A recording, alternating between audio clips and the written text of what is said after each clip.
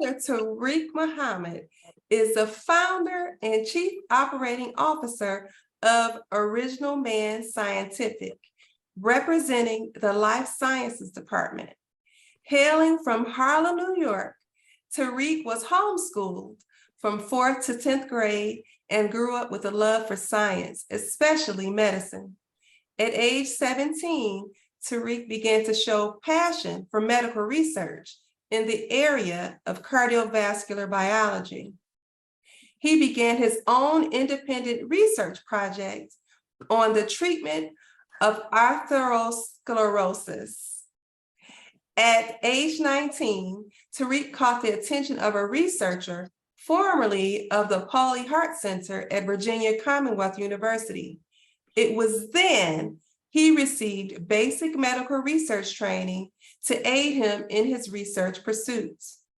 Tariq attended Virginia State University, earning a position in their agricultural research station just 12 days into his freshman year, and gained a firm interest in agriculture to add unique integrative features to his medical research, which include more plant-based approaches to human disease. Tariq also worked with Virginia Polytechnic Institute, working on research involving bacteria. In 2014, Tariq used his knowledge of science and business to begin his very own research brand, the Navy Bean Experimental Research Station, to explore the biological and chemical potential of the Navy bean. The following year, Tariq founded Original Man Scientific to help others with their research and development. Tariq is currently working on his continued atherosclerosis research and other projects related to biomedical sciences, including applied therapeutic innovations for diabetes, thyroid disease, upper respiratory infections, such as those caused by viruses, and much more. Tariq is now embarking on the development of wearable technologies and innovations involving some engineering concepts, and is now the owner of a growing nursing agency. In addition to his love for science, he is a dedicated husband to his wife, Kiera. What more can a nation want than that? So spiritual injection, please. It gives me, or it's an honor, and it's a privilege, and it's also a pleasure to welcome our special guest this week, Brother Tariq Muhammad. Please take your devices off mute and receive him with a warm welcome. Warm welcome, Brother Tariq. Oh, thank you, brother. Thank you, brother Minister. Thank you so much. Praises to Welcome, Allah. sir, Thank you, sir. to the platform. Thank you so much for making yourself available for us. All praises to Allah. Thank you for having me, beloved. Thank you. So, Brother Tariq, #1 killer on the planet, cardiovascular diseases. Please enlighten us. Give us some hope. Yes, sir. Well, first and foremost, I just want to again thank you, Brother Regional Minister, for inviting me to the platform. My business partner and best friend Jabril was on the platform, I believe, about 2 years ago. Yes. And he was representing engineering and talking about the different things that he was doing in engineering alongside the things that we do together. But this is an amazing opportunity. This is something I always, of course, enjoy talking about because it's something I do on a consistent basis. But heart disease, as you said earlier on in the program, is the #1 killer worldwide. Yes. And the reason it's the #1 killer worldwide is because the things that cause heart disease are gods: sleep, money, food, sex. These different things are gods in their own right. And because of that, they have a very, very powerful influence on human activity across the planet, which makes it, which gives it the ability to create these diseases, heart disease, diabetes, and so forth. You know, so one of the things that we can do as a people, or not one of the things, but the many things that we can do as a people is, of course, first and foremost, submission to Allah. That's a given.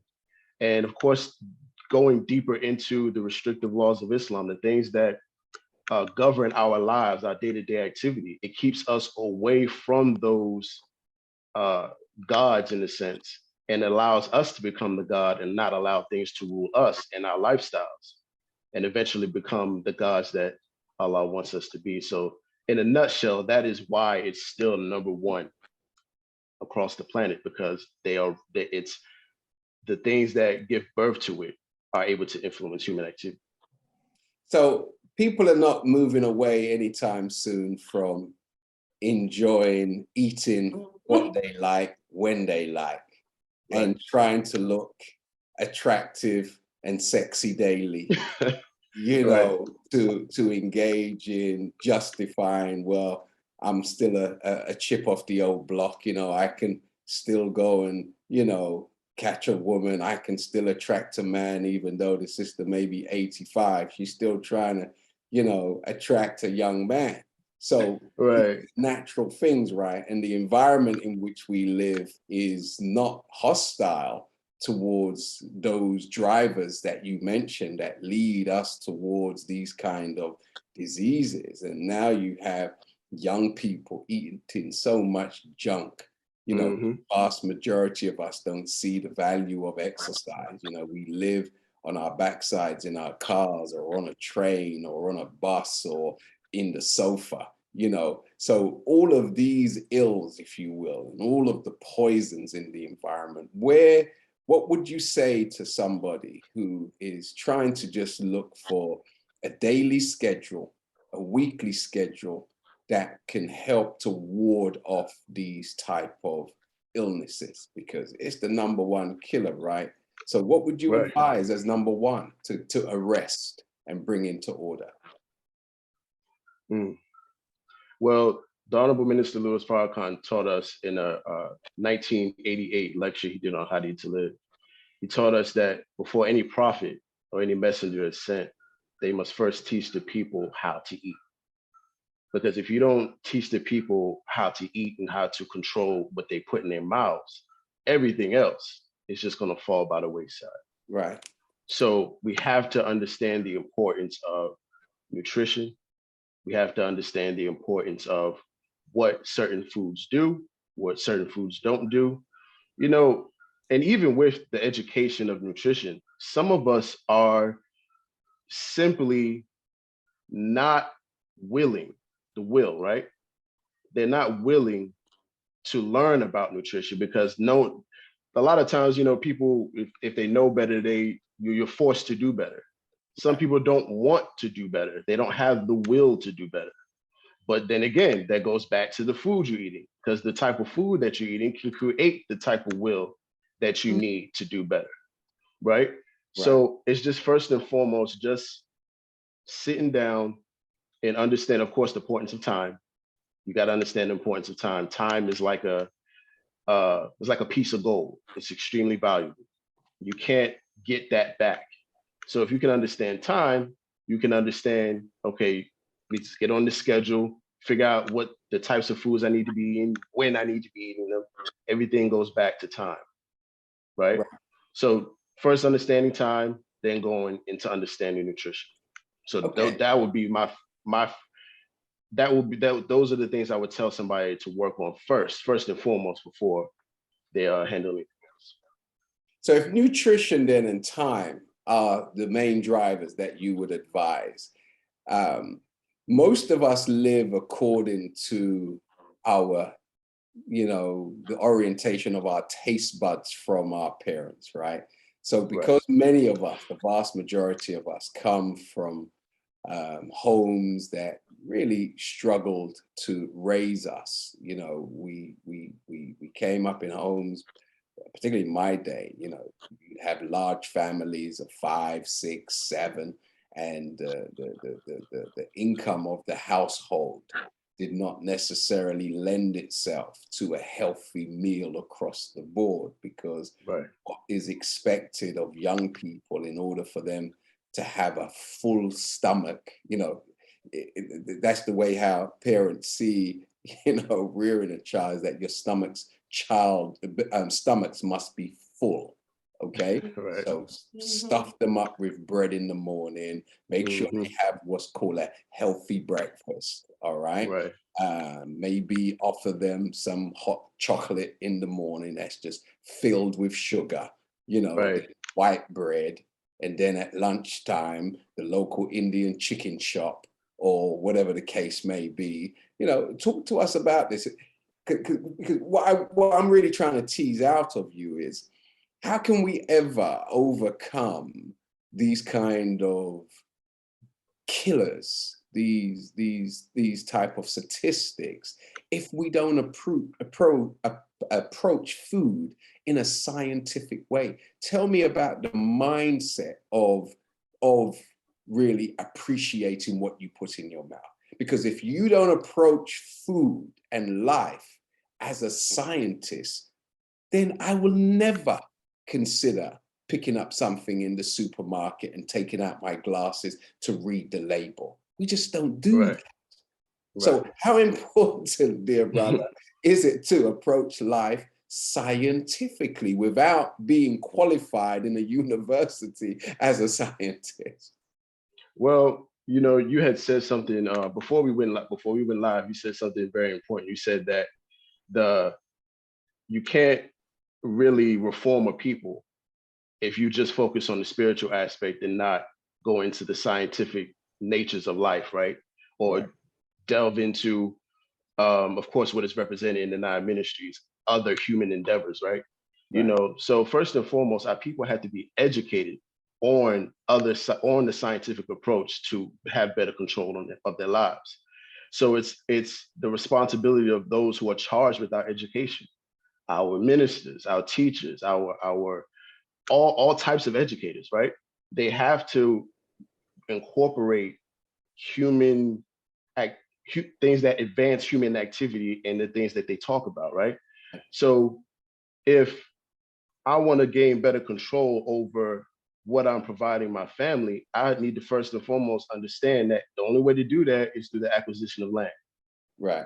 So if I don't have land, there's no way I can be in control of what my family puts in their mouths. I'm just going to constantly be at the whim of, the local supermarket or, whatever food ordering apps that are out there or what have you. I'm going to constantly be a slave to that because I don't have the access to or the know-how of how to get the proper use of land. So if I can get the land, I can control everything and do the things that I need to do. But it all goes back to education. We have to put people out in the forefront or elevate those who know how to do these things. It's one thing, okay, great. We love hip hop, we love entertainment. That's wonderful. But these aren't the individuals we should be elevating. Right. It should be those that know how to maintain human life. Right. So elevate. Sorry, continue. No, you're fine. You're fine. Just we got to pay attention to what we're saying, who we're elevating, and what we put our attention to. And then, of course, the acquisition of land. If you couple those things together, our people can really get away from the things that are ailing them because they have control and access to the things that they need. So tell me, everywhere I go and I speak to people, I was going to a gym in the week I arrived about 8:30. And I was just about to go into the elevator to go and get changed to work out. And I saw a gentleman who I see annually, only see him approximately once a year when he's in town. And we greeted each other and he said, "Oh, I just had a great breakfast." This is at 8:30 in the morning. And he looked swollen, right? Like he was satisfied. Now, I said to him, "You mean, oh, you just had an early," because he was a Muslim. So I said to him, "Oh, you just had an early iftar." Okay? Because people think iftar, break fast, is only in Ramadan. Well, every time you eat after abstination of food, you can call it iftar. Now, he looked at me as if I was mad. Like, he was like, "Whoa, I'd never heard that before." Because I said to him, "No, my dear brother, what makes you think that you need to break your fast first thing in the morning?" So tell me, is there a relationship between eating first thing in the morning and having high blood pressure, hypertension, all of these, derivatives, if you will, of cardiovascular diseases, like what leads to, an ultimate shutdown of the body. Talk to us about breakfast, and is it the most important meal of the day before 10 o'clock in the morning? Well, I'm going to answer that question a little backwards. No, it is not the most important meal of the day. In fact, it's not an important meal of the day at all. The only time it's an important meal of the day is if you have children, and these children require more nutritional sustenance than we do during the day. But as adults, especially 16 and up, there's no reason for you to eat breakfast. It's not something that's required by the human body. It's not it's a money thing. That's how they sell this cereal. That's how IHOP and Denny's, that's how all of them make their money. That's not a plug, by the way. Just saying that's just, how they make Well, we their don't money. have no Benny's in the UK, so. Praise be to Allah. I'm about US mine. Yes, sir, I got you. But yeah, so no, it's not an important meal of the day. Breakfast, or eating before it's time to eat, is, like I said before, it's one of those things. Food is a god. Yeah. It's one of those things that has influence over, what we do. And it goes back to that education, right? If we are not eating, if we're not elevating those individuals who know how to teach the public what is right and what is wrong, and we're just constantly throwing it out there in commercialism and what have you, instead of really putting these people out front, then the general population is going to think that, oh, okay, breakfast is, the most important meal of the day. Imagine if your favorite rapper was telling you to eat one meal a day. There wouldn't be a soul on the earth that was eating breakfast. They would all be eating. They will all be eating in the proper time frame because of the representation and how it's being pushed out there. So tell me, yes, sir, so why are the rappers taking so long to give that message when you have Chris Martin, who is one of the largest and the most well-known, quote unquote rock singer or lead singer for Coldplay? He came out recently stating that he eats one meal a day, and he was having lunch with Bruce Springsteen. And he asked Bruce Springsteen, well, how do you look so good? How are you able to tour at 70, whatever number in the 70s he is? And he said, because I eat once a day. And then he adopted the same eating habits. So talk to us about that. Because if Chris Martin is saying, and he got more money than most of these rappers, then, why would they be slow? And some of them actually do eat like that. Right. And they're the rappers, they're not slow to do it. A lot of them are doing it. It's just the fact that they cannot sing or rap about it, in a sense. Right. The companies that they work for are not pushing out material about how to get people, or how to eliminate obesity. They're not doing that. So that's why you would have to find an interview or go into their social media and learn about how they live their lives outside of their music. That'll be the only way you would know what they do, unless they, of course, like they tell you. But the media, the mainstream media is not pushing out that type of content. That's to them, that's not what's going to make them money. And like I was saying before, money is a god, food is a god. So when they realize, okay, that the money is what we're looking for, and they realize the people are ruled by the food god, then they're going to realize, okay, this is what sells and this is what's not going to sell, because they already have it fashioned that way. So, but a lot of them do. A lot of them do live. Of all of the gods there is, the food god is the sexiest god out there. It's the main. It's the main one. It's the main was number one. Right. That's a hot God, It is. We can bow down to that God. Absolutely. That on a regular frequent basis.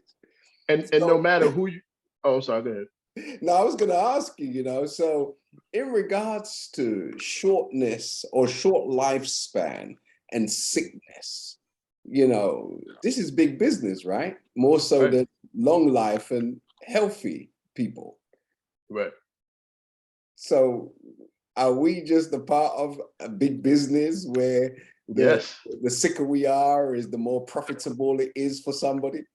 Yes. Your mouth, your mouth and your inability to control your diet and your cravings, inability to control your appetite is what fuels their industries. It fuels the sex industry. It fuels anything dealing with uh, everything. It fuels everything. So if they can get your appetite and your mouth out of control, it causes their pockets to get fatter and fatter by the day. So it's if you can control that, you're good. That's why the Honorable Minister Louis Farrakhan said a man is a slave if he doesn't have his own land, Right. because he's literally feeding the slave master and everything that he does, and then in turn he's killing himself. Right. It's a win-win situation. They don't have to put you in chains anymore. They can do it with your mouth. Right. So my daughter done this deep dive, and she went down the rabbit hole with rape seed oil, and it's literally in everything. And I was the type of person who, you know, with my coffee in the morning, if I'm going to have an espresso, you know, or macchiato, I'm going to have it with oat milk, because I'm thinking oat milk is better than pasteurized, what is it? Pasteurized and what is the other? Homogenized milk. So I'm on this oat milk thing, right? And she showed me, Dad, like, it has rapeseed oil in it, and that leads to high blood pressure, hypertension, all of these things. It's a binding agent that is so deadly. So talk to us about these alternatives that some of us think, okay, we're going to cut out this, and I'm going to go to, you know, this kind of milk or that kind of butter or this kind of this. Talk to us about some of these additives and how deadly they are to our biological makeup. Absolutely. Well, scientifically and from a biological perspective, milk is defined as a milky secretion from a mammal. So if milk is not coming in that form, it is not actually milk. Right. So you're dealing with a fluid or a substance that was made into a milky consistency and then fed to you that way. So you got to pay attention to the different things that allow a substance to go into a milky consistency. Right. So they have to use other chemicals to make it to put it in that form, and then of course commercialize it and then bring it to your dinner table.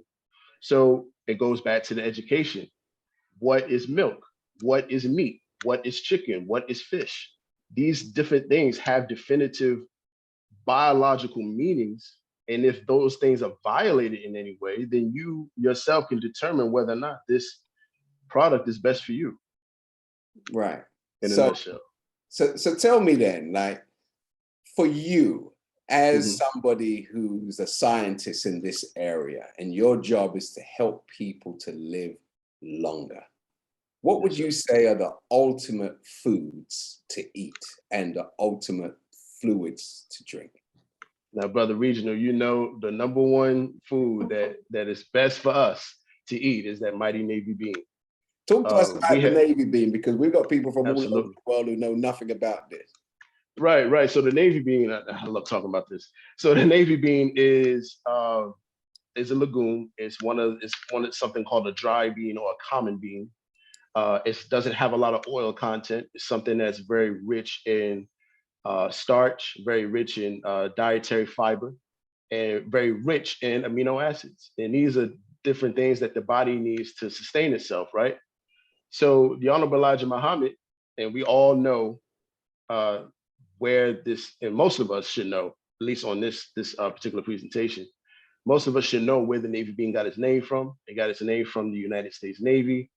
And it's all other names it can be called, the haricot bean, small white bean, you know. So it's a very, very popular food, known to provide an extreme or not extreme, but a sustainable amount of nourishment. You know, there's nothing about the navy bean that would cause any adverse effects to the human body in any way or of any type. Excuse me.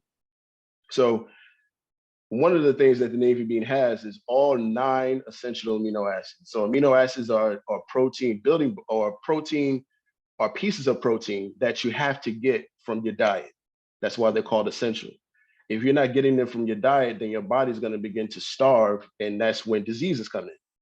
It's because of the lack of something there or the overabundance of something that doesn't belong in the body, right? So with these amino acids, they're the building blocks of proteins. Proteins tell the cells what to do. And now that I have what it takes to tell the cells what to do, I can begin to function, the body can begin to function the way it's supposed to function. So the navy bean is first and foremost. Now, other foods have essential amino acids, but the navy bean is the best source of those proteins. I hear people say all the time, well, you know, Tariq, you can get protein from the soybean, you can get protein from beef. You can, you absolutely can, but it's not the right type of protein needed to sustain your life. If you have a big truck, like a F-150, right? You wouldn't put the tires from a Nissan Altima on that truck. You would put the tires of an F-150 on that truck. Just because they're both tires don't mean it's the right type of tire. Right. So you got to think about it like that all protein isn't created equal. So that's the navy bean is the best, first and foremost. And what was the second part of your question, beloved? I'm sorry. The second part of the question was, I don't know. Now, but I'm sure you covered it. But yes, I got wrapped up in that. The second part was, what would you recommend by way of like the best foods and the best liquids to drink to sustain liquids, right? This diet that we can well, right. As far as liquids are concerned, Honorable Elijah Muhammad said, you know, spring water. Of course, some of us drink well water or purified water, but the best is to drink your spring water. I wouldn't recommend alkaline water because alkaline water, of course, it's good for you, but it has its place. It's not the best. The best would be spring water, but alkaline water is really something you have to consider drinking in moderation or in little amounts because at the end of the day, it's alkaline. And our stomachs are acidic, you know. So if you're constantly drinking alkaline water, the food that is needed, the acid in the stomach that is needed to digest food starts to diminish. So now we have a state where, okay, now we got a whole bunch of alkalinity in the stomach, but the food is not digested properly because the acid concentration is not where it should be.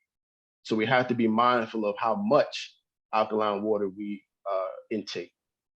Raw milk is another one. A lot of benefits in that. We were taught that via our beloved Dr. Alim, and he taught us that the raw milk has a lot of the components needed to produce interferon, to produce the different molecules that our bodies needed, the amino acids, to sustain human life. You know, so definitely spring water, raw milk. But yes, spring water, number one. Well, you segue into a beautiful point in regards to alkaline, because many alkaline shops and many, you know, alkalinists are coming up now and offering an alkaline diet as the best diet that we can, you know, adopt in order to sustain strong and healthy life.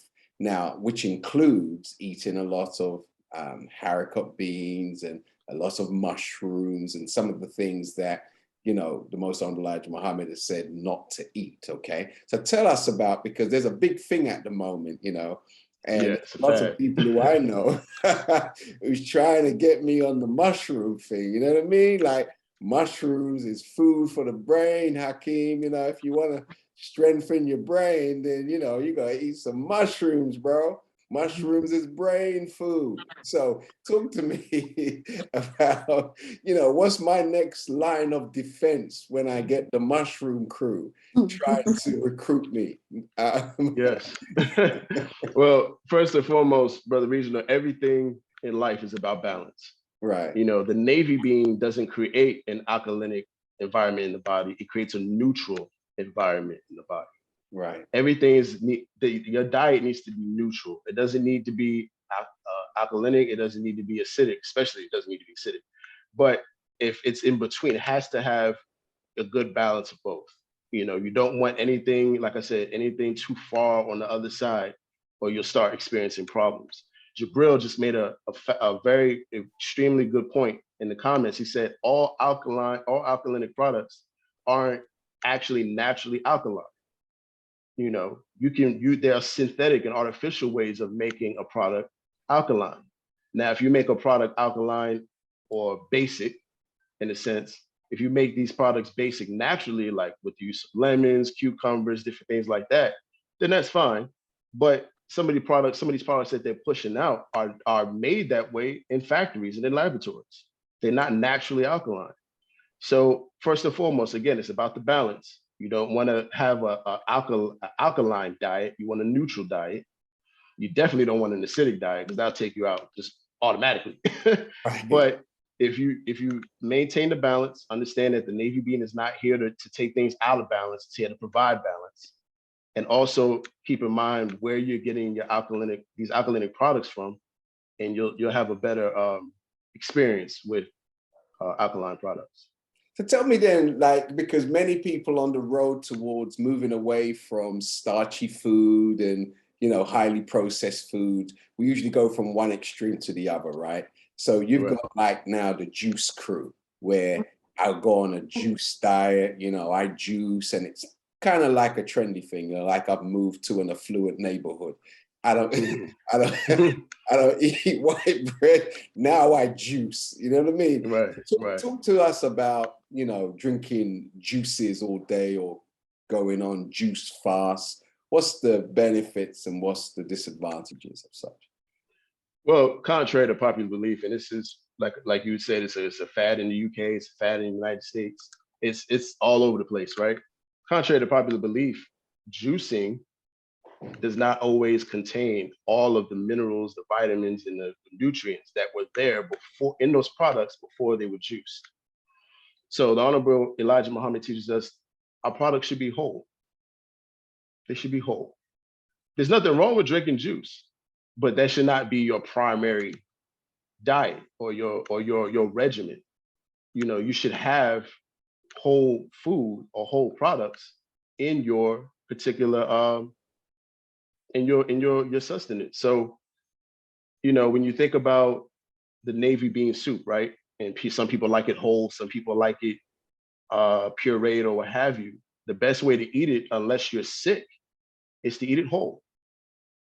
Make sure everything's intact. But unless you're sick or you're having problems with chewing or you're a baby, you have no reason to, you know, eat the navy bean soup pureed or in its liquid form. Keep it whole. You want to make sure that all of the nutrients that you have are still there intact. Now, there are nutrients present in the liquid form, but it's not this. It's no longer in the same consistency as it was when it was whole. So that's what I would say. I would just be mindful of, you know, how much of it you're doing. You know, don't make it your primary thing. Don't let oh, I just had a juice at 12 o'clock. I'm gonna have another one at 4 or 5 o'clock and think that somehow you're gonna be nourished or that your body's gonna be straight. You're still gonna have problems because there's something missing. Right. So tell me about this, because there was a study that came out recently and it said that firemen are at the lowest risk of cardiovascular diseases because they do a minimum of 40 press-ups a day. So their upper body is stronger than the average person. So talk to me about, you know, upper body exercise to help to push back, you know, cardiovascular diseases, or is that again just an over exaggeration of No, it's not an over exaggeration at all. If you look at the way we make salat, let's use that as an example, right?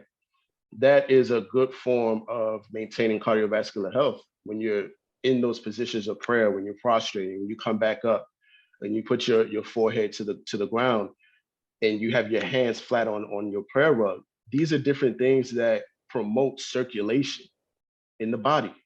You know, you have, in order to sustain a healthy heart, regardless of what type of exercise it is, and of course, walking is the best exercise that's taught by the Honorable Elijah Muhammad.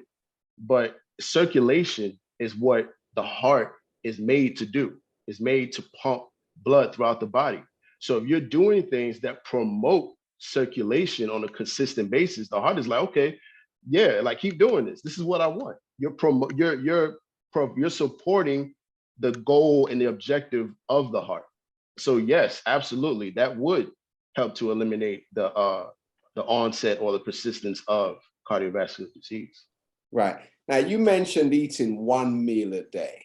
Now, in parts of the world, to say that you eat once a day is really to say you're poor and can't afford food. That's the only reason why you're doing it, because ain't no man want no skinny woman, or, you know,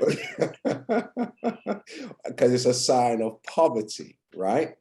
So talk to us about the vibe where some people say, okay, you know, I tried to cut out breakfast and I tried to, you know, minimize the amount of food that I ate, and I tried to eat one meal a day, but, you know, I felt like I was gonna die when I weren't, you know, didn't have the meals, you know, in the structure that I'm accustomed to. Talk to me about the feeling of dying and how we should handle such.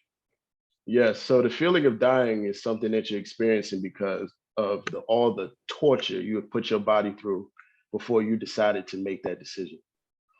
We have to understand that our bodies are autonomous. They don't need us interfering all the time, but by the things that we put in our bodies. If we treat them right, they'll do the work for us. So when people experience, oh God, if I go another day without eating, I'm gonna die. I feel like I'm starving or I'm starved. That's because your body is very malnourished. It's not in the state of I can go without food for a long period of time because of the foods we were eating. You know, so the navy bean is great for this. It provides the foundation. It gives you a good engine to work with to get you throughout the day. So if you ate navy bean soup for 30 days, you know, once a day, you are going to experience an incredible autonomous human body because of the things that you were able to give it to last throughout the day until you ate again. You know, so it's all about the things we were putting in our body before we decided to make that before we decided to go into that direction. It's all about the decisions we make. So if I'm gonna go ahead. No, yes, yeah, you finish, please. So if I'm gonna eat a cheeseburger, or if I'm gonna, you know, I'm gonna go a little bit better than that. I'm gonna say, let's say I just had some fried fish from, you know, some of the I just had the fried fish from somebody that made fried fish at the mosque or something like that, right? No, you know, man, no. No, I gotta go there. I gotta go there. But you went to the grill or something, you know. we gotta hear it. You gotta hear it. But let's say, for example, I had a fried fish sandwich, right? Now, fried foods aren't necessarily the best for you, but fried fish, of course, cooked by the believers, is a better option than KFC or what have you. Right. But if we say that's what we've been, those types of foods are what we've been eating for about a good month or so, or 2 months, or what have you. That is not necessarily the type of food that's going to get you from that state to a fasting state without giving you the feeling of starvation. Because at the end of the day, we're still putting food in a certain state in our bodies that's not desired by the human body. The human body desires food that is like itself. The navy bean is like itself. Proteins, minerals, starches, different things like that. But if we're putting all this extra stuff in there, then the body just has to work harder. And now you're feeling this sense of starvation, or like I can't make it, or I can't go on unless I eat. It's because you didn't give your body what it needed to keep going. So what about those who say, okay, bean soup and these type of things that Tariq is talking about, that's, you know, pretty basic. It's like driving a Datsun or, you know, you know, or something like that. And I want a Rolls Royce, you know, I want a Lamborghini. So the Lamborghini of food will be some jerk chicken or some, you know, some jerk fish or something like that. Or some jerk chicken, jerk fish, some mac and cheese on the side, you know, and some fizzy drink to drink it. Now, that's your Lamborghini. The person may not can afford to drive the car, but they certainly can sure as hell eat a Lamborghini meal a day, right? Right. So talk to me about the mind that would say what you're recommending is just too boring for me. Like, that's boring people's food. You understand, where I need some blackened salmon and some, you know, so I said some jerk food. To talk to us about that mindset. Yeah. I've overheard people say that, you know, how to eat to live doesn't work, or it's boring. I can't, you know, do anything with this. And I felt offended, you know, only because of what I know. But to say it doesn't work is crazy, or to, you know, say that, you know, the Navy bean soup is boring. But we gotta be trained enough to make the Navy bean soup the Lamborghini food. You know, so and this is an unfortunate truth. A lot of us aren't setting the example enough for the people to see what the Navy bean can truly do. Right. You know, and I'm speaking inside and out the nation. Right. We're not eating the way we've been taught to eat. We're not thinking the way we've been taught to think. We're not associating with people that we've been taught to associate with. So all of these things are, you know, attributing to, you know, the mindset of, okay, this is the type of food that should be. Or if I go out, if I go out with the fellas, or if I go out with the girls, that I gotta be eating like they eat, you know, because of the type of people you hanging around. Right. You know, so we gotta just pay attention to all of the socioeconomic things that we go through as a people. And of course, as a nation, we have to be the examples. We have to, every person in the Nation of Islam, because all our people's eyes are on us. Right. Everybody in the Nation of it. Yes, sir. What'd you say? And you would say then, you know, as a driver towards helping our people with these cardiovascular illnesses and slowing down the death rate, we need to showcase the benefits of eating the best food. Right. Yes, sir. We have to be the example. If how are let's go back to what I was saying before about a messenger or a prophet being sent to teach the people, right? If I'm telling somebody, look, I want you to submit to Allah and only Allah and do everything that I'm doing, right? Okay, cool. But are you doing that? Is that something you're doing?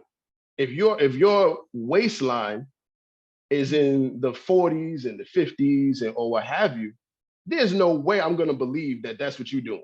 Right.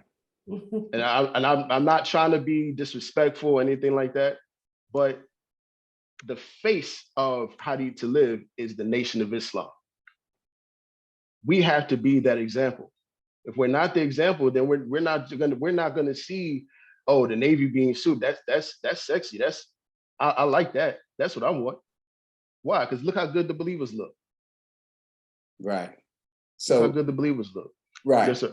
So tell me now then, in regards to the dangers and the benefits, because there are a lot of people who hold on to meats, okay? Like they have to have their Sunday roast, okay? And some say it makes them feel better, makes them feel stronger, but how damaging to cardiovascular, to your overall health is eating today's meats and today's chickens? And if you're going to eat meat and you're going to eat chicken, what would be the best type of meat and the best type of chicken?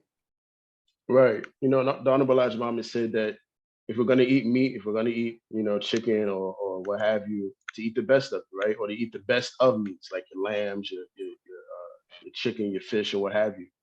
But the reason why it's making people feel better is back to my point about the way we condition our bodies. That's what that person's body is used to. So if they go on this diet change and they experience, you know, feelings of, like I was saying, starvation, or they're not feeling good in a sense, that's because of the state that they put their bodies in already. You know, Right. so eating to be honest with you, the body is really not meant to eat meat. You know, it's really not something that we need to survive. Like I was saying before, you know, what the body is really craving is that protein. But the protein that you need doesn't have to come from meat. All the protein you need is really sitting in the navy bean, sitting in whole wheat, sitting in the raw milk. You know, and then of course when you're fasting, the fasting the body creates an abundance amount of proteins, because now it is able to take a break from what you're doing, and now it's able to create the things that is needed to sustain itself without you having to eat. So Okay. you eat the right type of foods with the right type of proteins, and then you'll begin to experience the different things that the body really doesn't need a whole lot of input from you to do. So that's why the messenger said 1 meal a day. It's not the body is not a thing you gotta really sit there and just constantly, you know, put food in. The body's good. It's good. Right. You need to be good. So is it because is the reason why we eat so much and make ourselves sick and susceptible to these cardiac diseases is because we're not really engaged in behavior and activity that is stimulating and rewarding? Because I've seen people sit at a desk where they're supposed to be working and they're eating whilst they are working. Now, you Right. can't enjoy your job if you need to eat whilst you're working, can you? No, I mean, well, so you also have to keep in mind too that food is a crutch, or something that people use to get away from something, right? So if you see people eating that on the job or eating at work, 9 times out of 10 they don't really like the job they're doing. Right. So they're gonna sit there and they're gonna eat at the desk or what have you to kind of cope with the fact that they are in an environment they really don't care too much for. So, but if you love what you're doing, you love doing what you do, 9 times out of 10, those individuals are gonna have, I'm not gonna say they have better diets, but if you love doing what you're doing and it's satisfying, it's rewarding, like you said, then the need for food to come in and interfere with what you're doing is minimized. Right. So extending life, okay? Mm-hmm. Now, if I eat 3 times a day and my system is like a hydraulic, does that mean I should excrete waste 3 times a day if I eat 3 times a day? And what's the dangers of me eating 3 times a day and excreting waste once a day? Well, it takes longer for food to digest that's not supposed to be there, right? So if you're using the bathroom 3 times a day, you know, I mean, it really just goes back to the food you eat, you know. So it and how often you eat. So no, if you are, you know, eating once a day, then the amount of times that you expel what you ate should be once a day. You know, your body system goes in accordance to how many times you're doing something a day. So if you're eating 3 times a day, or you're eating all this mess, and you're eating food that doesn't agree with your digestive system, you're going to be seeing the toilet a lot. Right. And You tell know, me this, and just if to add on to that, Mhm. Tariq, you know, Right. how close attention should we pay to our excrement? Like the smells of it, the look of it. What Mhm. signs of bad health is actually shown in our stools? Absolutely. So let's take and I'm gonna try not to be as vulgar or anything like that, but let's We're take a look at scientific. Be right. scientific. So we're gonna be scientific with it. Let's take a look at urine, for example, right? There are different shades of urine that indicate certain things, right? So if the darker the urine, the more your body may be, your kidneys may be struggling to filter out things that shouldn't be there and that should really be coming out in the stool. So the poorer the food and the poorer the lifestyle, the darker the urine. And of course, there are side effects to medication that may cause dark urine or what have you.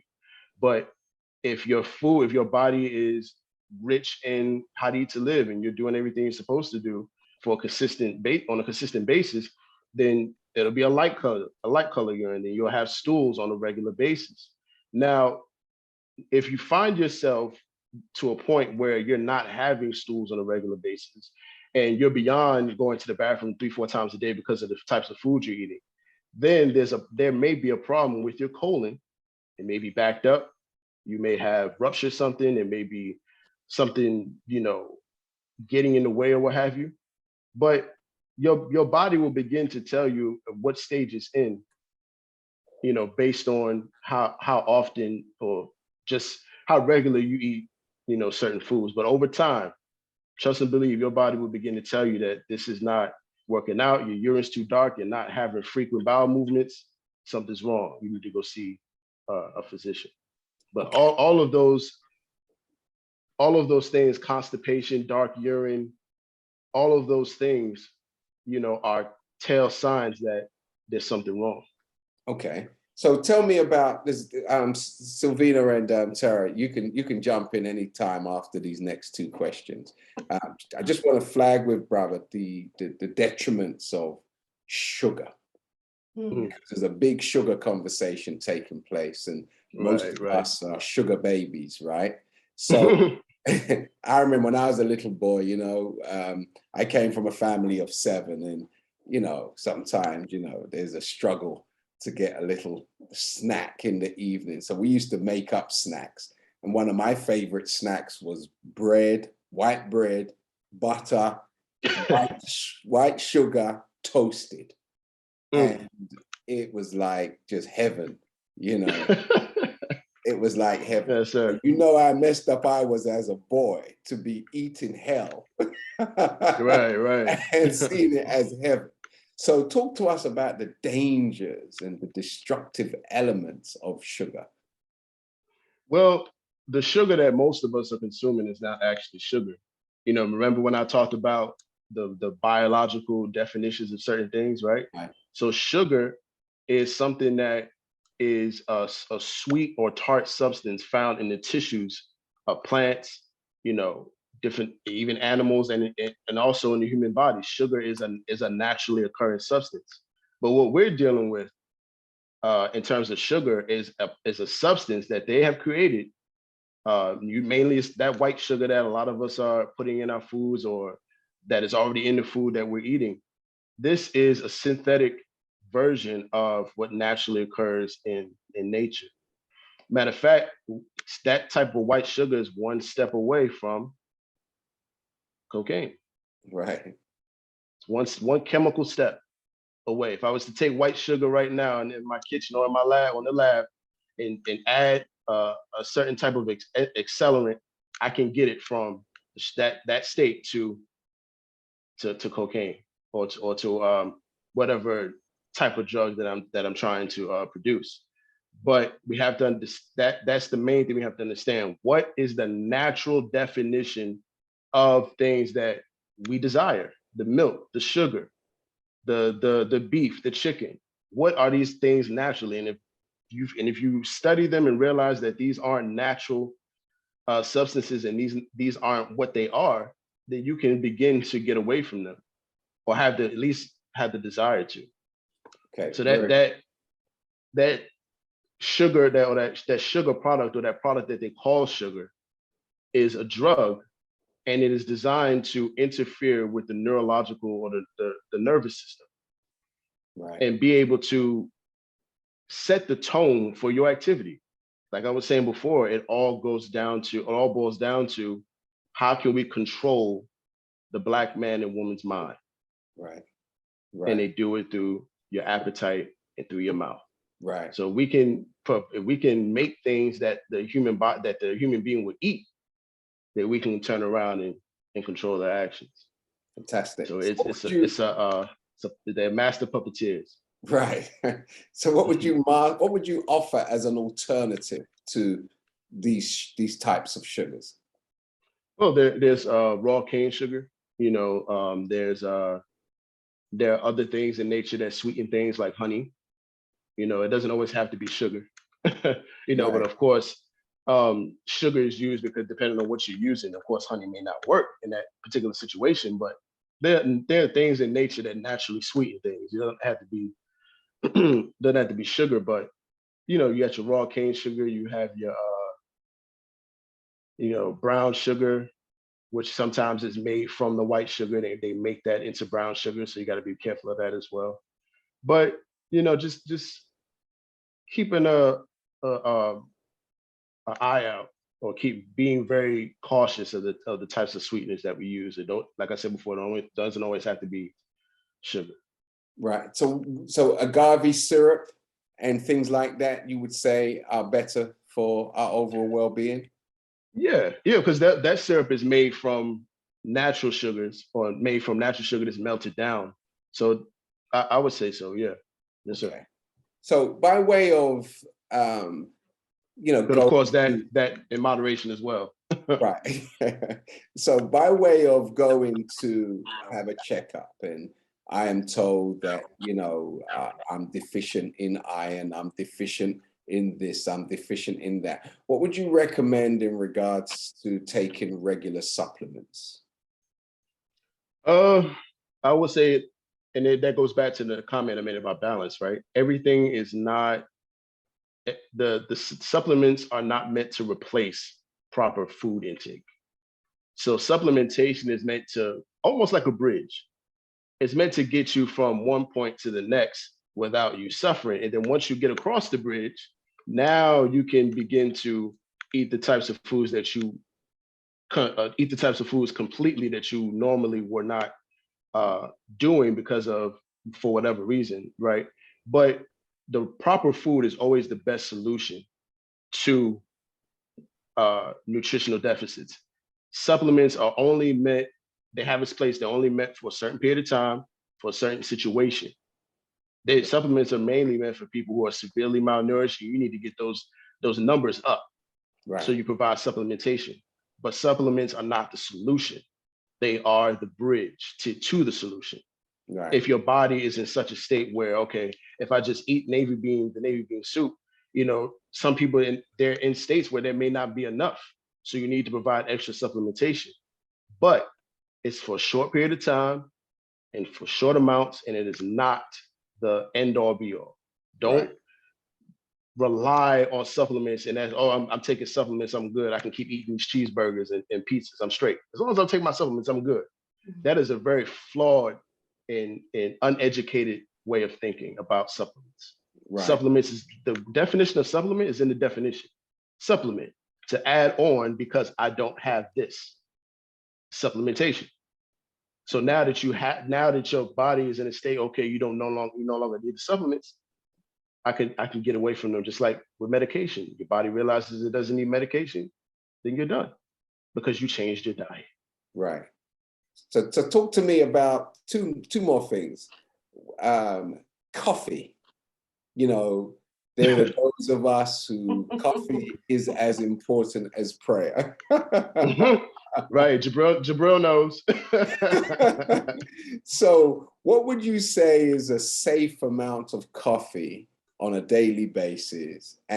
Or would you say you're better off drinking tea than drinking coffee? And what are the benefits of coffee if it is good for you? Well, the best coffee to consume is, of course, the messenger's coffee, the egg coffee, because it helps to get rid of some of that acidity that's in the coffee. But in terms of coffee, I personally hate coffee, so I'm never going to tell anybody that you should be drinking it. But like I was saying, it has its place. I wouldn't recommend people drink so much of it because there are a lot of people that just can't go a day. They can't go a couple of weeks without drinking coffee. It's really bad. You know, I don't like the smell of coffee. If I'm going to drink coffee, You're it's the gotta wrong be person to talk to on this. Right. You just the wrong person, man. Jabril. He's the better person to talk about that. Jabril, you better turn on that camera and come and address this. Yes, tell him to come through. Tell him to come through. But nah, you know, I would say like everything, like even with the natural sugars, you know, you gotta, you know, consume coffee in moderation. You know, don't be somebody that can't go a day without or a couple of weeks without drinking coffee. It has to be something that you can control. Because once it gets to the point where you need coffee and you're fiending for it, you gotta have it, then that's when it becomes unhealthy. And that's what you don't want. So everything about your diet has to remain in your control. Okay. So Has to remain that way. Odate, let Jabril, if he wants to come on, let him give him special access so he can come on my main screen. Come on, bro. Let him be a co-host. So one last question, brother, and I'm going to let my sisters come in for a moment.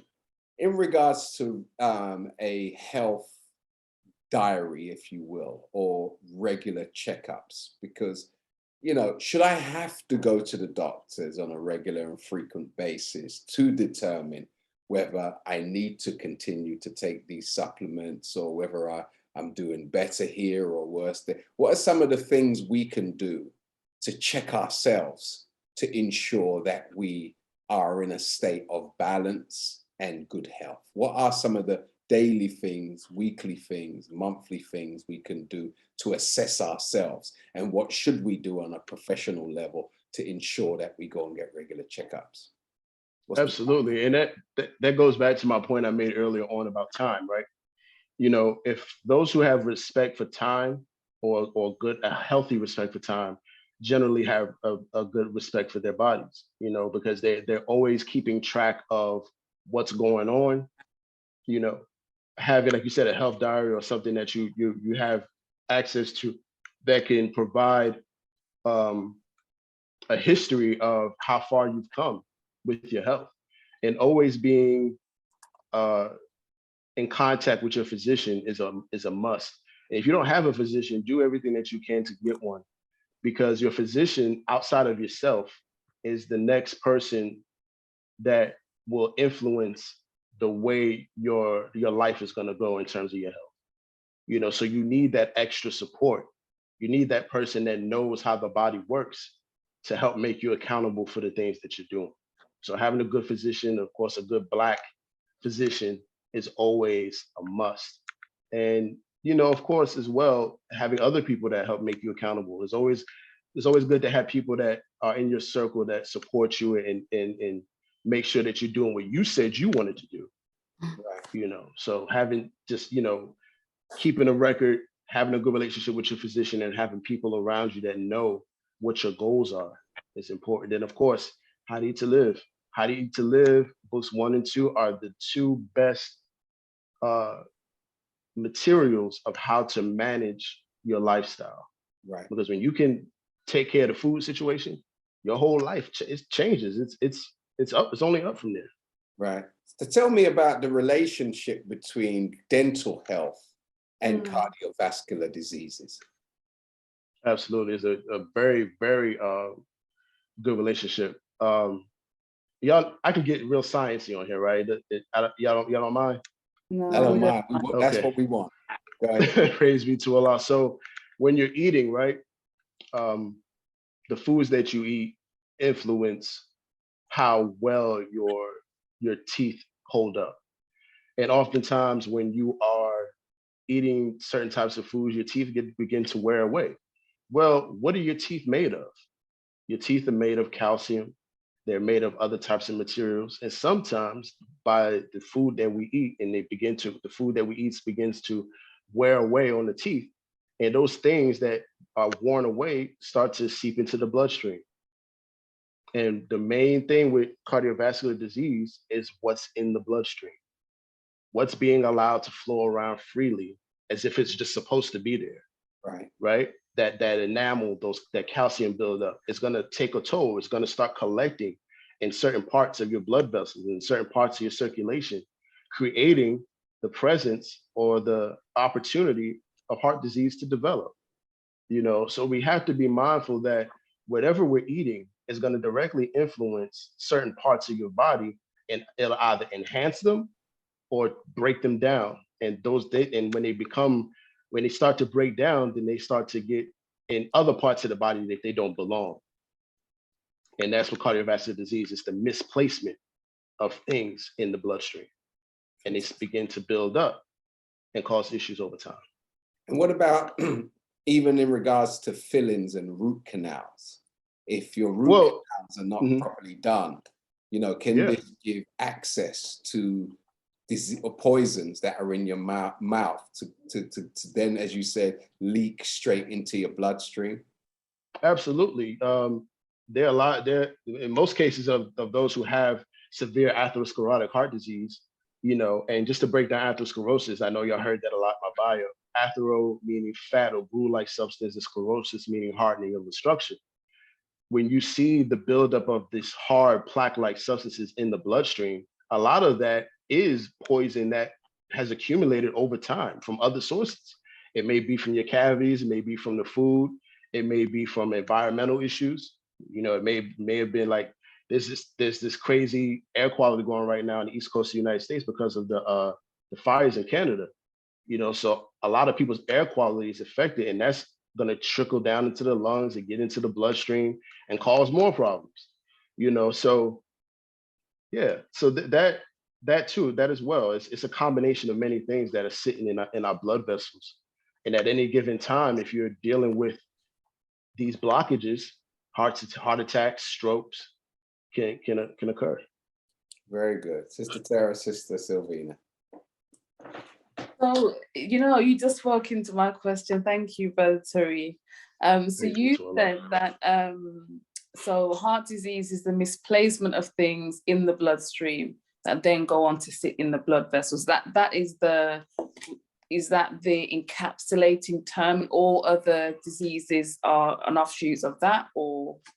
Well, that's in a definition for those dealing with the blood vessels. So you have other types of heart disease. You have congestive heart disease, which is really heart failure. And that comes about because of the heart's ability to pump blood is not effective or not where it should be. You have congenital heart disease, where people are born with certain abnormalities in their heart structure-wise. One of the ventricles may be closed off or something like that. So there's a variety of different types of heart disease, but when it comes to cardiovascular disease, dealing with the blood vessels, hence the term vascular.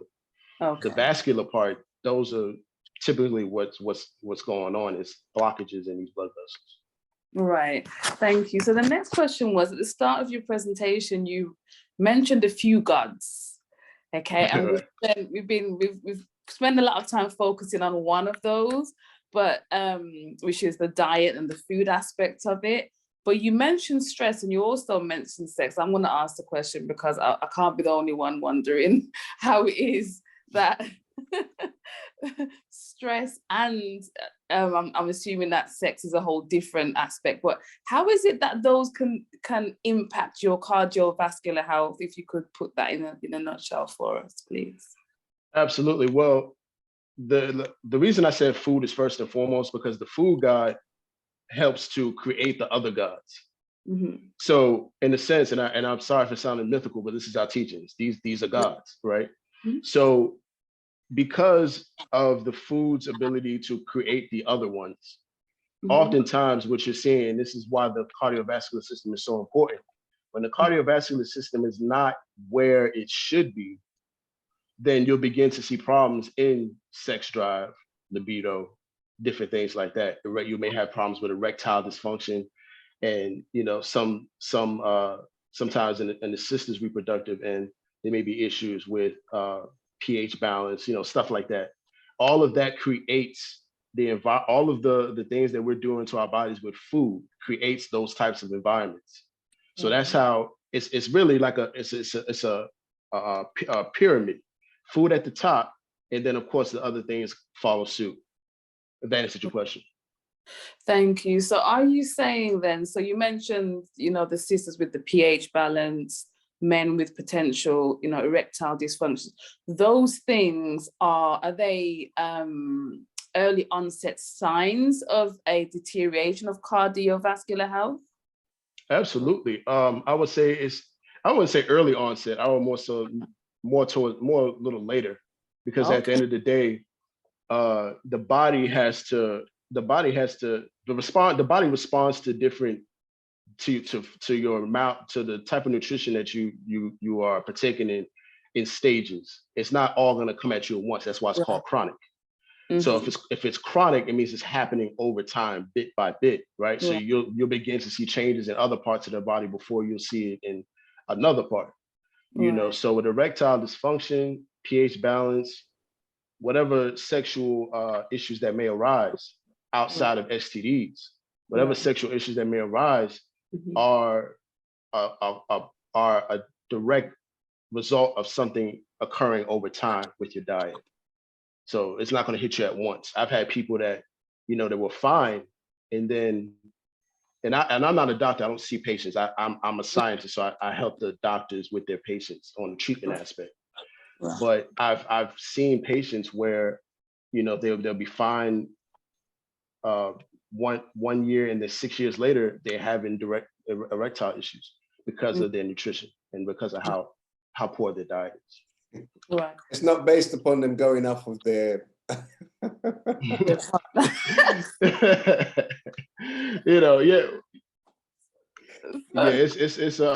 a real question, Tariq. Say that again, sir.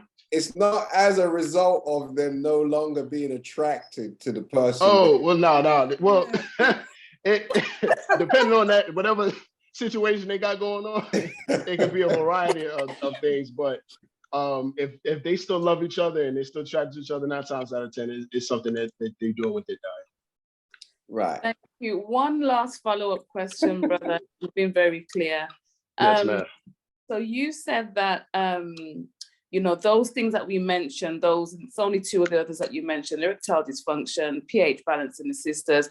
That's quite I didn't say advanced, but it's not early onset. So it's somewhere further along the track. Are there, apart from the things you've mentioned, so I'm assuming fatigue, are there any early onset signs? You've mentioned, many ways we can avoid it, but for those who may be, who may have already gone down that track and now need to kind of take on your advice in order to reverse things, what kind of things would we be looking at that would represent early onset? We've already given us a few remedies for that, but what kind of things would we be looking at in our day-to-day experiences outside? Absolutely, Fanny. And yes, ma'am. Yeah. So, I'm sorry, go ahead. No, I was going to say, outside of the infrequent opening of bowels, outside of those things, are there any other within your research? Are there any other early onset symptoms, very early onset symptoms that would represent that the cardiovascular health is declining in a way that it shouldn't be? Absolutely. And family, I have to keep my camera off because I have to charge the device I'm using. I'm still here. Okay. So yes, ma'am, some of the other signs that there may be a decline in your cardiovascular health is, of course, sometimes people go through headaches. They go through a series of, unexplainable migraines. Of course, they begin to become, like you said, the fatigue, they begin to become sluggish. They may not have the desire, and a lot of it's mental as well. They begin to have the desire not to do anything. They often feel as though that they are inadequate in certain things, because cardiovascular health is not just a physical thing. Cardiovascular health affects the brain and the way the brain responds to situations. So if my cardiovascular health is not where it should be, I may be more prone to confrontation. I may be less bashful than I used to be. I may be going through emotional changes with my spouse that I may not be able to explain because of how my poor cardiovascular health is affecting my brain. Of course, there's movement issues. You may not be as flexible as you once were. Because remember, the cardiovascular system is all about getting the nutrients to the rest of the body. And when a certain part of the body is not getting those nutrients, you're going to feel it. You may feel it in your back. You may feel it in your knees. You know, of course, as you get older, you start experiencing these things, but that's only because of the things that the mistakes that we made as young people. Right. And over time, these things, you know, get to that point. But yeah, those are just some of the other signs that you may experience if you have poor cardiovascular health. Thank you. Excellent. Thank you. Thank you very much. Praise be to Allah. I have one. Yes, I had two questions, but I'll go with this one. How can we, if say for example, we have people on the line or in the audience who already have been, say they have high blood pressure or it's slightly high, or their cholesterol, they said, oh, your cholesterol is a little high. What are some ways that they could like cleanse the blood or flush the blood naturally without taking medications? What are some ways that they can do that? I know the navy bean is one thing you mentioned, but what is something that somebody can do like right now today? Maybe they don't have time to soak the beans. Something they can do right now today to help them to start to clean their system out to get on the road to good health. Absolutely. First and foremost, when it comes to flushing out your system, is that you have to increase your water intake. You know, a lot of, and it's a simple solution, really. A lot of what I'm going to say is simple. A lot of times when we're dealing with poison or we're dealing with things that have to do with, you know, the types of impurities that we have in our bodies, a lot of times it's really because we're not feeding the body with enough hydration to get these things moving out of our bodies. The kidneys are the urinary system is a very important partner to the cardiovascular system, because the urinary system is responsible for flushing out all of those impurities and getting everything out through the urine, right? But if we're not drinking enough water, what do the kidneys have to use to flush these things out? It's relying on the water. So if we have the water, and if we're drinking water on a consistent basis, the kidneys have what they need to put all of the impurities in, and then all of it will collect in the bladder, and then it'll all leave the body. So increase your water intake. Also, we talked about putting lemons and cucumbers in your water and different things of that nature, right? We have to educate ourselves on detoxification and being able to take the fluids and take water and put things in the water that can help move those things out. Sometimes, like I was saying before, the water or the food may not be enough, and you may need to fortify these things with other natural things that can get the body to where it needs to be. So that's what I would recommend first and foremost. Focus on your hydration. Make sure you're drinking water. You don't have to drink a gallon of water a day or anything like that, or 2 gallons of water a day, but be healthy in your hydration. Have a healthy amount of water in your system, because that's what the body's going to use to flush things out. It's not going to flush it out with the air. If you went to go to the bathroom, your urine is not made of air. It's not made of anything else. It's primarily made of water. So it needs the water to do what it has to do.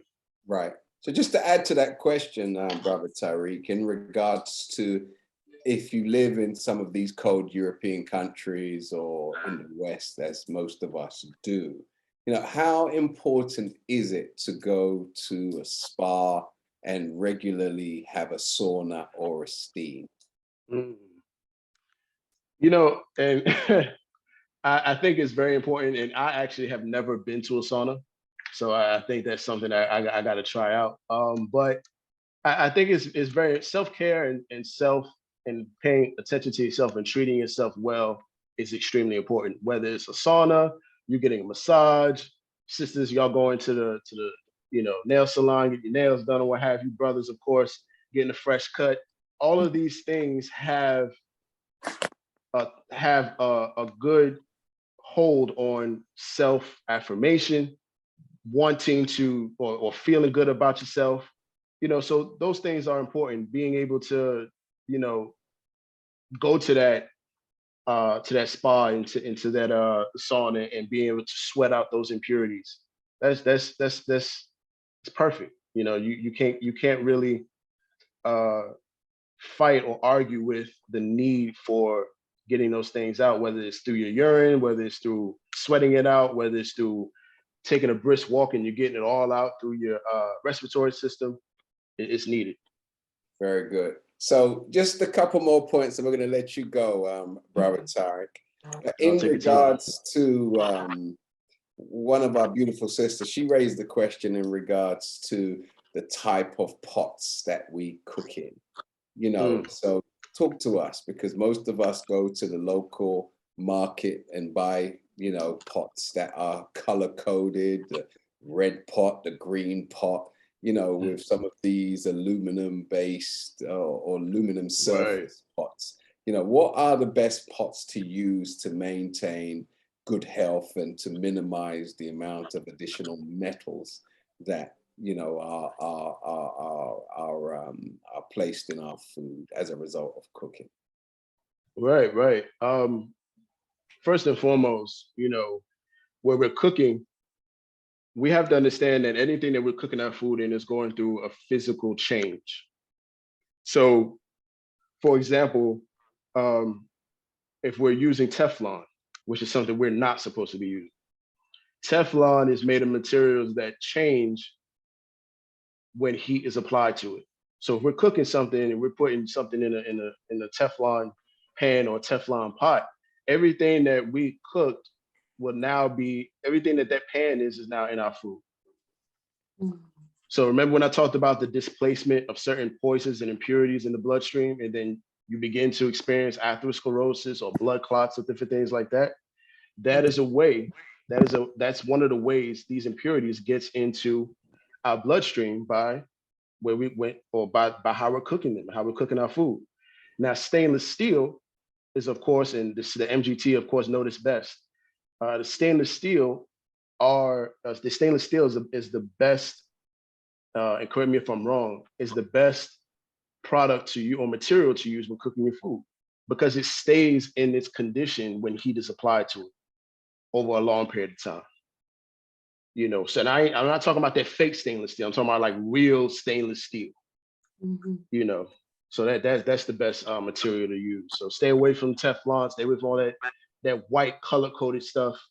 You know, just keep it simple, as the Honorable Elijah Muhammad teaches us.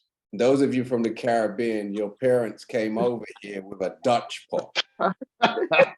That Dutch pot was a stainless steel pot. That was the best pot you ever had food cooked in, your Dutch pot. And some of you became a little bourgeois and went away from the Dutch pot and entered into Teflon. So go back and go to mama and make sure that you preserve the Dutch pot, okay? So just lastly, Brother Tariq, in regards to, we were talking about hydration. How important is it for us to drink out of, or if we're going to buy spring water, you mentioned spring water versus mineral water and others. How important is it to buy water from bottles or have bottled water instead of out of plastic? Yes, bottled water is, and these materials, like I was saying before about even with the stainless steel situation, right? We have to, this all goes back to education, right? On educating ourselves with the best materials that we should be using. Plastic is, of course, it has its place. If you don't have access to anything better than plastic water bottles, then, you know, by all means, please, you know, do what you have to do. But bottled water, are you talking about the material that you kind of see like the Fiji water? Yeah, the material, like glass versus plastic.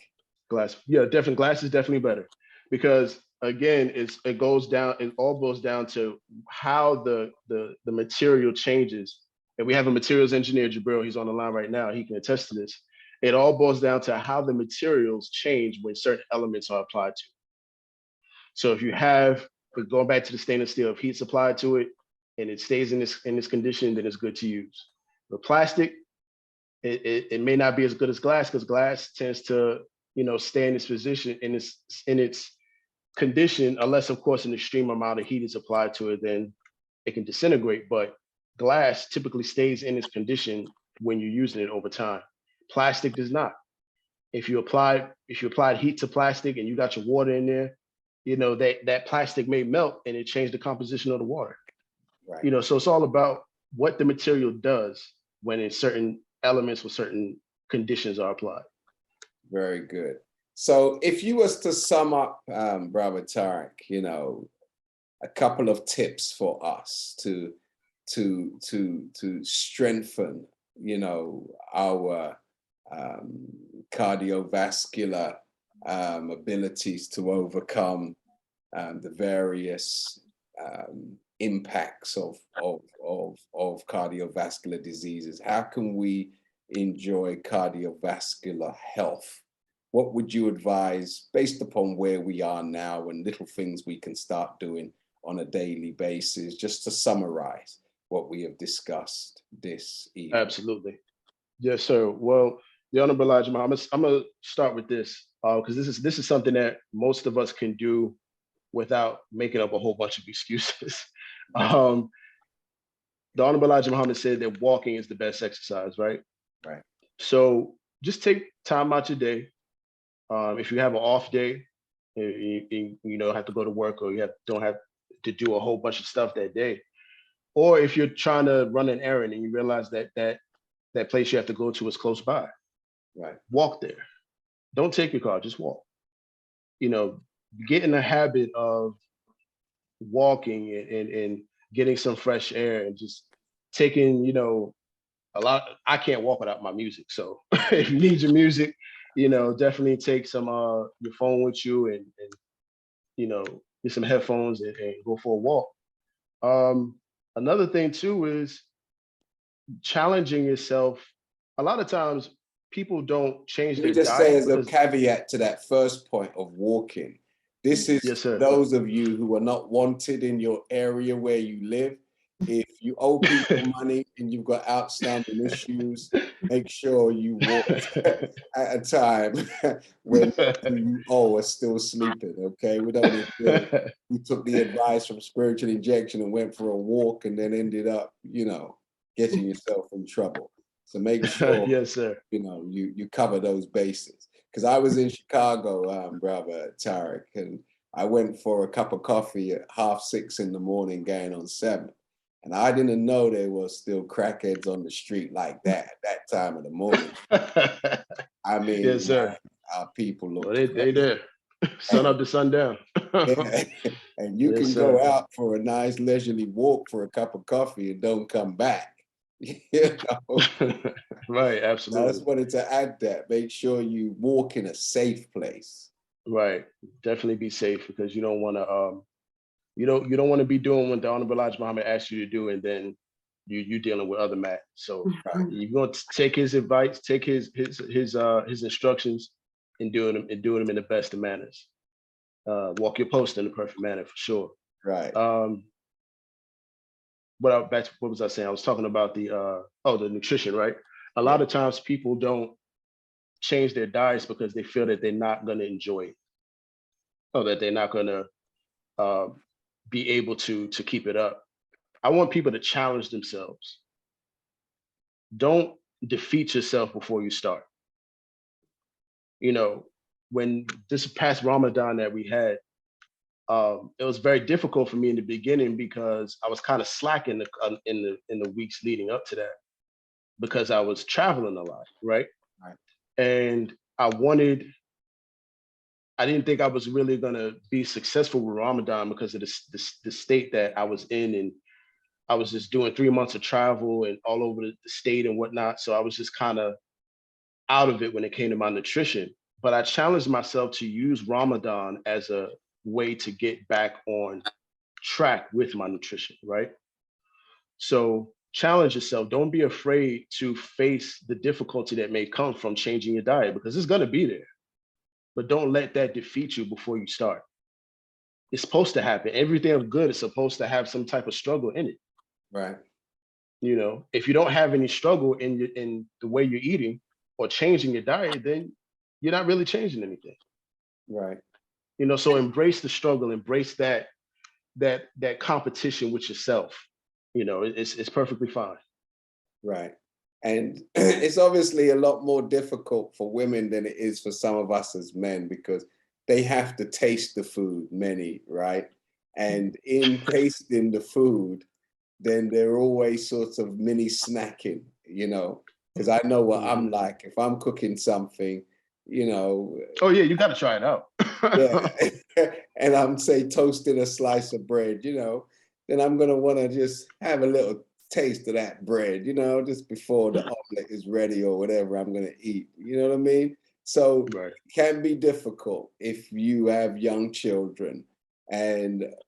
But, you know, just to add to what you're saying, I think we have to most definitely create a culture of good health, a culture of beauty, a culture of vitality, and see value in it.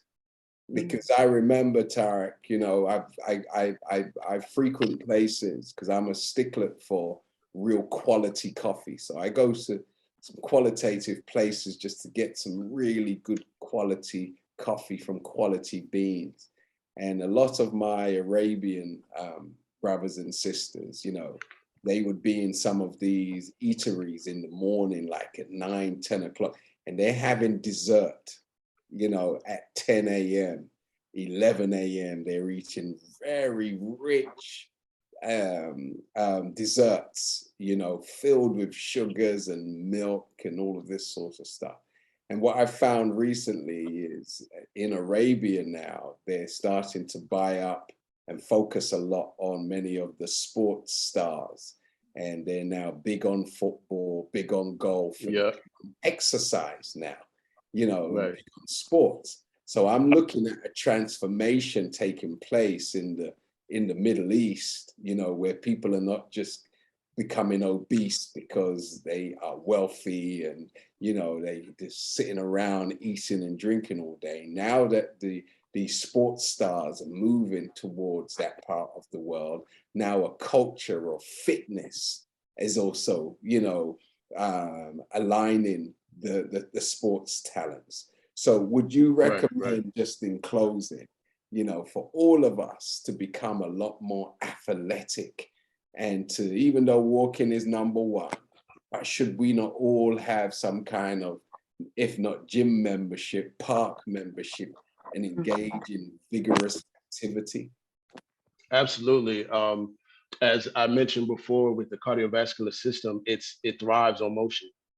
You know, so the more motion you can find yourself doing, then that'll definitely be advantageous. Now, if you have a gym membership, that's fine. You know, I have one.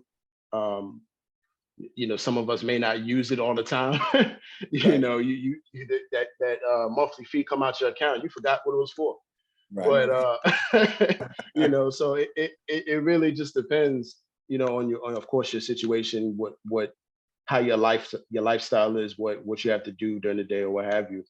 But try to get some type of motion and consistent motion throughout the day. Now I work in healthcare, so I work in both the laboratory and in the clinical environment. So I get a lot of motion, especially when I'm at a nursing home or if I'm at a hospital or what have you. I get a lot of footwork. I get a lot of my steps in.